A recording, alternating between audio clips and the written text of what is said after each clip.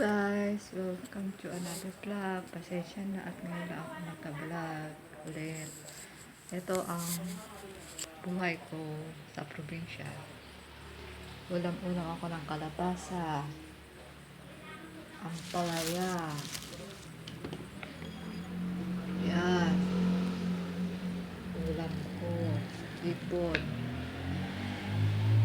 Tsaka umuulan kasi guys. Maulan.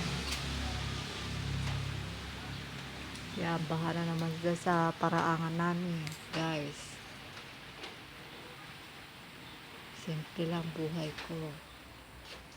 Pumunta ako sa sa palengke kanina, nagmotor ako. Buti lang na may ganito ako. Para hindi ako mahirapan. Ito ang buhay ko, guys. Ulam-ulam ka ng gulay, pangpala, haba ng buhay. May gulay pa ako dyan.